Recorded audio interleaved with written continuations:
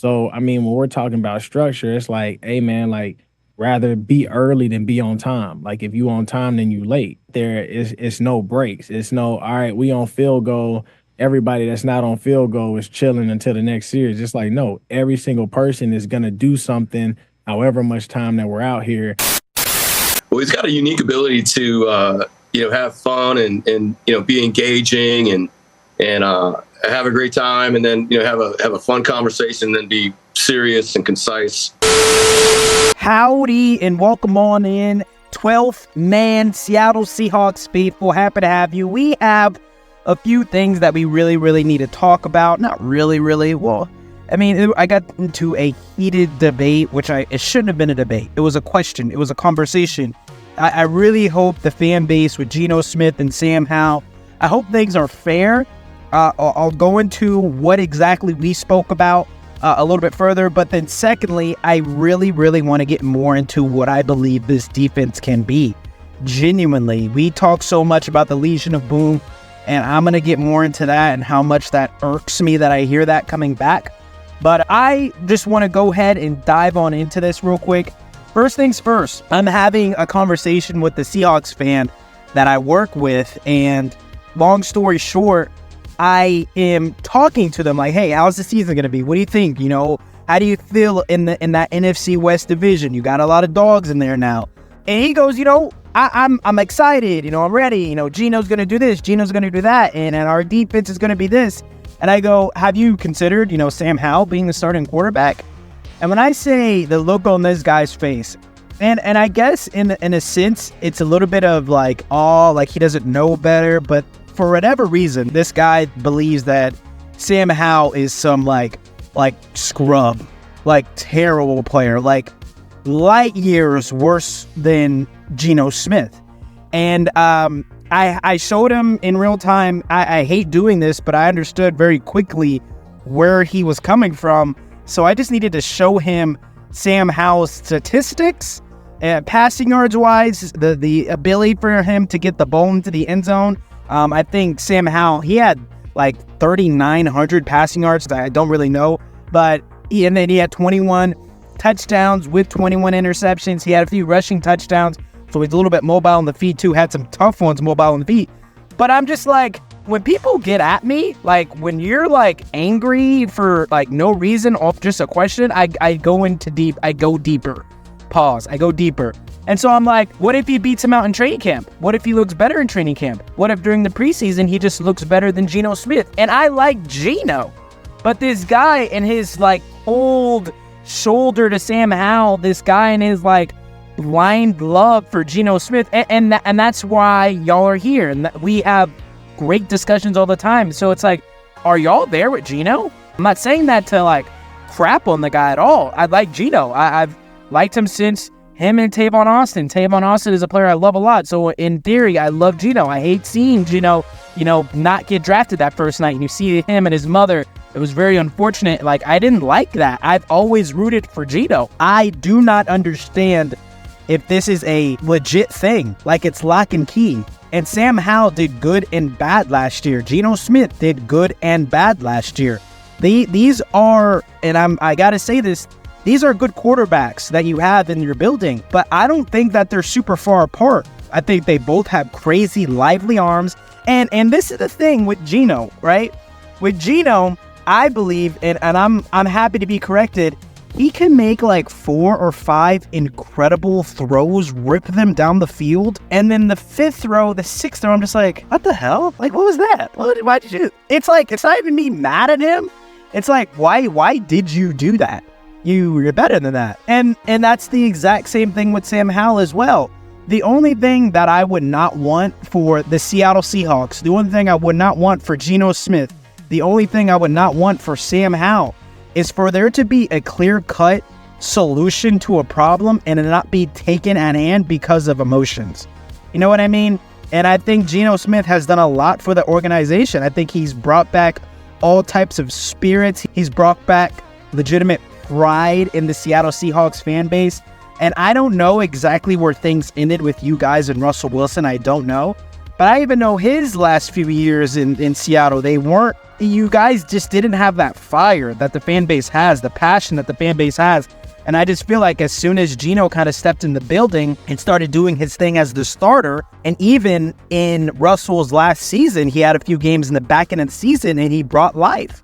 And so like I said, best quarterback wins, right? Is that where you guys are at? Best quarterback wins. The better guy wins. Because if you guys are going to be going into week one, knowing, believing, head coach wise with Mike McDonald and him saying, Sam is just in the back of my head and this kid is good. This kid is, his first year starting was last year also with Sam Howell.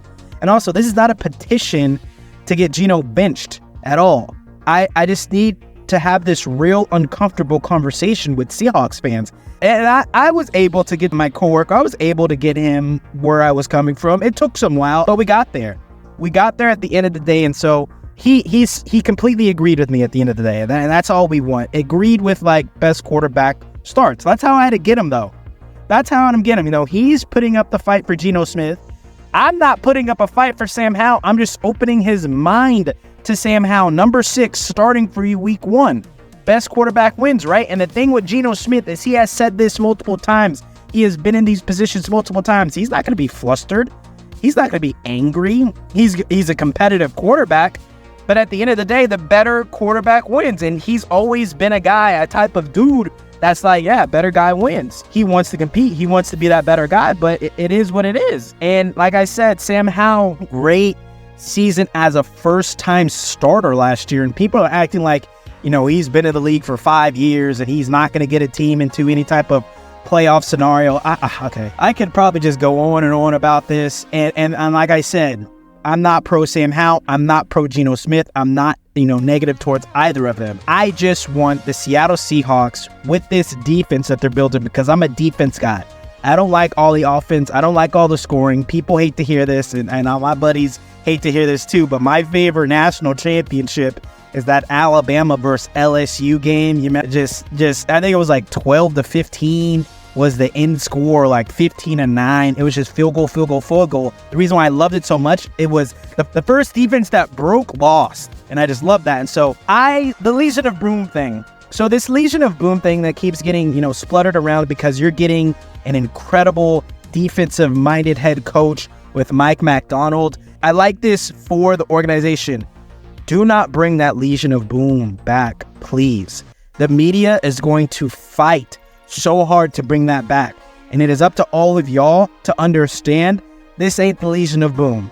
You have Tariq Woolen, who could legitimately be a guy, right? He had an off season last year. He can fix things, get things right. You have Devin Witherspoon, who could be arguably, legitimately already in year 2, the best slot corner in the league. That's full sin. We send that in and we see what comes out on the other end. And then there's no ifs, ands, or buts about it. Year 1, Byron Murphy paired up with Leonard Williams. You guys are already looking at one of the better interior defenses in the National Football League. And so there's so many beautiful things that are getting put together and molded together with this defense. And then you have the mind that he had. Guys, listen, last year, Mike McDonald, what he was able to do with the Bengals, against the Bengals, his ability to disguise and show you exactly what you think you are looking at. Everything's cover 2 against the Bengals. Everything's cover 2. He suffocates the offense, and he forces his players to play kind of free, but with rules. It's a very athletically gifted defense. So in theory, Mike McDonald, he loves putting pressure on his players. They're fairly vulnerable, the defense, but when you're really, really good, you're able to pick things off and play a little bit more robber and cheat. He's in a form of fashion, Mac McDonald, his way of playing defense, it's a cheating way, but it's because the players are so good, it looks so clean. And I've seen all those Ravens games. I have a horrible deal with them. So no, I think this team is going to be great, but like I said, I just really hope quarterback wise, you guys don't put or force anything. I hope you guys don't force something that if Sam's the guy, you go with Sam. I genuinely don't hope that if John Snyder was yo, Sam did great, it's year 2, let's go ahead and start him over Gino because he's young and he can turn into something. I don't even want that, even though that's how, drafting goes, but I don't even want that. Better quarterback wins because, quite frankly, I'm tired of the 49ers. I'm tired of the 49ers. Just tired of them. I don't have any problem with them, don't have any issue with them, but I'm tired of this team always going to the NFC Championship or going to the Super Bowl, and we all know what's going to happen. So, y'all let me know. I'm sure I'm going to anger a lot of Gino Smith stands in the comments.